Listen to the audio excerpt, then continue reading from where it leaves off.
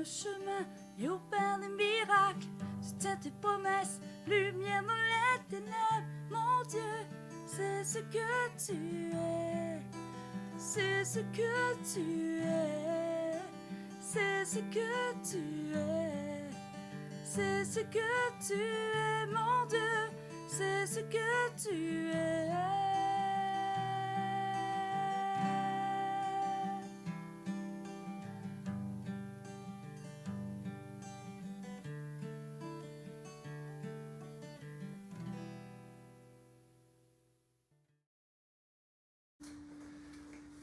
Hello, hello, hello. Eh bien, bonjour tout le monde. Yes. Bon matin. Bon matin. À Yes. vous tous. Je dis ce que ma femme dit.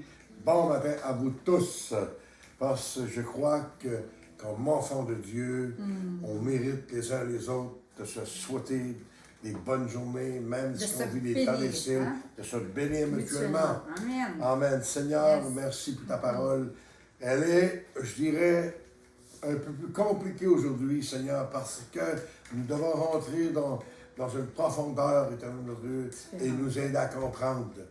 Seigneur, cette profondeur. Père, au nom de Jésus aujourd'hui, Seigneur, on te demande ta grâce, Yes. Seigneur, ta puissance du Saint-Esprit, C'est Seigneur, ça. et la révélation au nom de Jésus. Amen.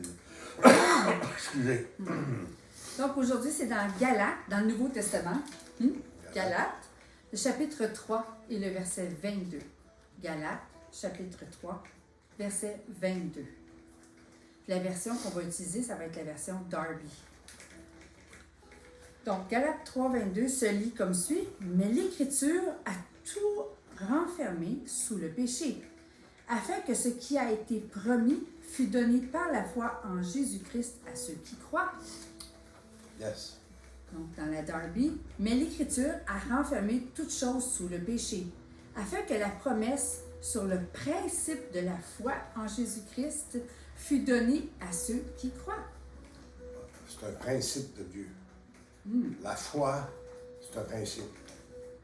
L'amour, c'est une vertu, c'est un principe. La dîme et l'offrande à l'Église, c'est un principe. OK? C'est tous des principes que Dieu a établis, Oui. non des lois. OK?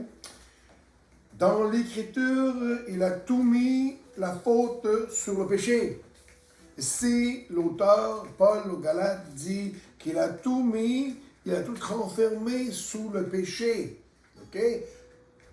Ce que ça veut dire, c'est que tous les malheurs, toutes les tempêtes, toutes les chutes, toutes les erreurs, tous les manquements, toutes les faiblesses, et même tous les péchés sont le mauvais fruit du péché.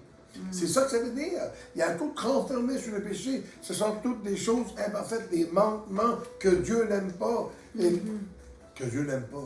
Et heureusement, pour le sang de Jésus qui est versé, Dieu nous regarde et nous voit parfait. Il Yes. retire toutes ces choses-là. Il a tout renfermé sur le péché. Il ne voit plus nos erreurs. Il ne veut rien parce qu'il nous garde parfaitement. La Bible, ou la parole de Dieu, met toute la faute sur le péché pour que nous, ceux qui croient, puissent comprendre c'est la lutte que nous avons à combattre. La lutte que nous avons à combattre, c'est de laisser, la lutte, c'est de laisser au Seigneur. Seigneur, prends ça, prends mes fardeaux, prends mes erreurs, prends toutes mes faiblesses, mes manquements, Seigneur, puis prends-les. C'est notre combat. Notre combat n'est pas difficile parce qu'il est déjà gagné, mais il faut le laisser au Seigneur. Yeah. C'est pour ça que la Bible dit qu'il y a tout renfermé sous le péché. Tout ce qui est là, qui n'est pas de Dieu, est sous le péché, on s'en fout, on n'en veut pas. Amen. Maintenant, c'est ça. C'est ce que j'avais à dire. OK, mais tu sais, moi, ce que je comprends ici, c'est que l'humanité est sous la domination du péché. Toute C'est l'humanité, ça. c'est C'est ça ça. que c'est. Avant le temps de la foi en Jésus-Christ, c'était l'accomplissement de la promesse. Là. Pour ceux et celles qui croient, nous étions prisonniers et enfermés sous la loi. C'est important de comprendre. Là. On était sous la loi de Moïse. Yes, Les 10 yes. commandements, C'est ça. ce qui est venu par la suite. On était sous cette loi-là en attendant, moi j'aime ça, l'heure de la foi.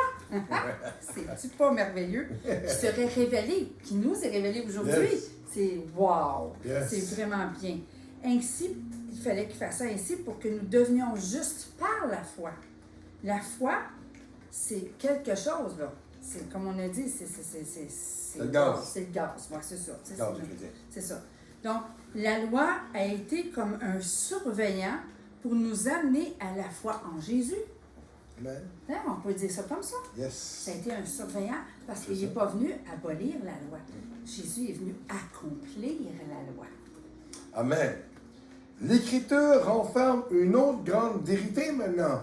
Elle nous renferme, la première vérité, c'est que tout est renfermé sous le péché. Mais la deuxième grande vérité qui nous rassure pour celui qui a la foi en Jésus-Christ, qui a une grande promesse qui se rattache.